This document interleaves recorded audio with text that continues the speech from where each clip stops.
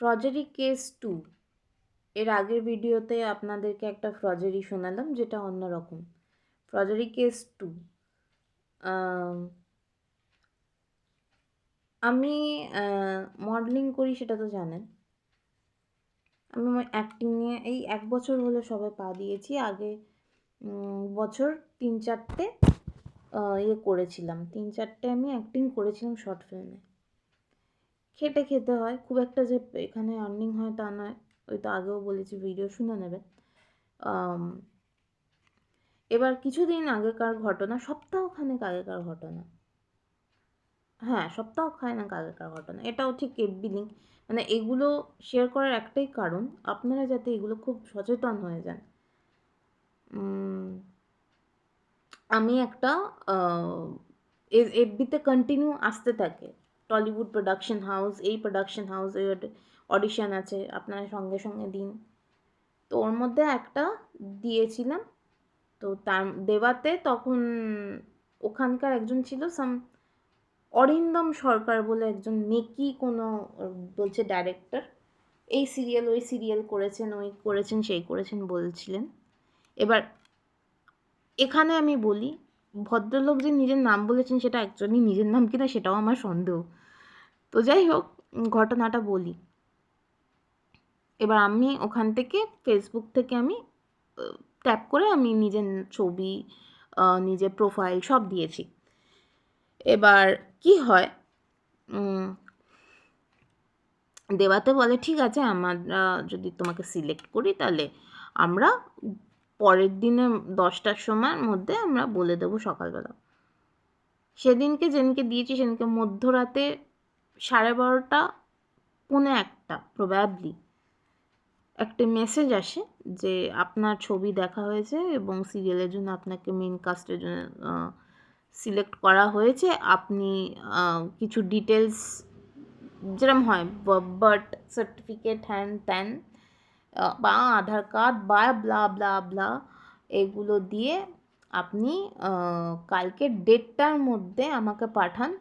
একদিকে প্রথমেই যেটা বলি, প্রথমে বলেছে আমরা ডাইরেক্ট রিক্রুট করছি, এখানে আমাদের টাকা নেওয়ার কোনো ব্যাপার নেই। পরবর্তীকালে যেটা খুব হাস্যস্কর, পরবর্তীকালে বলছে হ্যাঁ আপনি আধার কার্ড বা কিছু এজ প্রুফ এইসব নিয়ে কালকে 599 আমাদের এখানে এই একটা জিপে জিমেল দিয়ে দিয়েছে, জিপের নাম্বার, ওখানে 599 আপনারা জমা করুন, নাহলে আপনাদের মেন কাস্ট কেটে যাবে, আপনাদেরকে পুরো টলিউড থেকে ব্ল্যাকলিস্ট করা হবে। আমার একটু খটকেছে এখানেও। আমি সব ব্যাপারে আমার দিদির থেকে একটুখানি নলেজ নিই অনেস্টলি, কেননা একটা গুরুজন আমার খুব দরকার। আর এখানে আমার দিদি গুরুজন, আমি সব শেয়ার করি। এখানে বাচ্চাপনার কোনো গল্পই নেই। এখানে সত্যি অনেক মানুষ ঠকে যায়, এখানে সবাই বাচ্চা হয়ে যায় এইরকম সিচুয়েশনে। তো আমার তো একদিকে খুব আনন্দ হয়েছিল যে আমাকে নিয়ে নেবে, আমি এরকম করব। ঠিক আছে, অনলাইন কোর্স আমি দিয়ে দিই না, আমি ভেবেইছিলাম আমি দিয়ে দেবো। তো দিদি আমাকে বলল, ভাই তুই একটু থেমে যা, যে বলছে প্রথম দিকে যে তো টাকার ব্যাপার নিয়ে আবার তোকে বলছে 599 দিতে, লোকটা অথেন্টিকেটেড তো। এবার তারপরে আমি বললাম দিদি রাতারাতি তো কিছু করা যাবে না, দেখছি কালকে রাত্রেরটা দেখছি।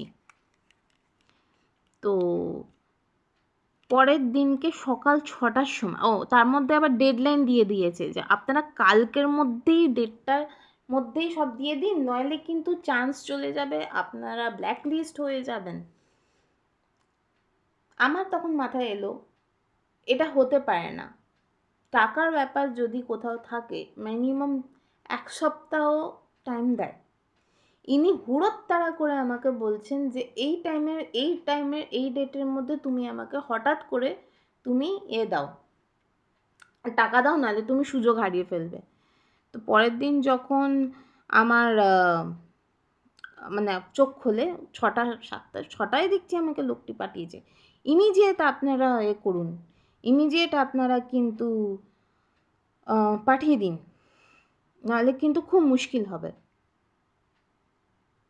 আমি লোকটিকে তখন ভয়েসে জিজ্ঞেস করি যে ভাই, আমার কাছে এখন টাকা নেই, আমার কাছে টাকা নেই এবং আমি শিওর হতে পারছি না যে আমি কোথায় টাকা দিচ্ছি। একদিকে আপনি বলছেন এটা ডাইরেক্ট ইন্ডাস্ট্রির কোটায় যাবে, বলছে না আমি তো সেটা বলিনি, মানে লেখা তো তাই আছে। এবার তারপরে বলছে যে, তারপরে ভদ্রলোক খট করে চেঞ্জ করে বললেন না না আমিও নিতে পারি টাকাটা, বা অন্য যে শেখাবে সেও নিতে পারে। মানে ও তাহলে আপনি শেখাবেন? না আমি যে শেখাবো এরকম কোনো ব্যাপার না। বললাম ঠিক আছে, সেটা মানলাম, যে শেখাবে তার খাতায় যাবে। আপনাদের তো একটা মিনিমাম একটা অফিস হবে, এটিকেটেড অফিস হবে, যেখানে গিয়ে আমি আমার গার্জেনের সঙ্গে গিয়ে দেখা করাতে পারবো। তারা দেখবে, তারা হাতে নাতে টাকা দিয়ে দেবে, তারা কথা বলতে চায়, তারাও তো দেখতে চায় যে মেয়ে কোথায় যাচ্ছে না যাচ্ছে।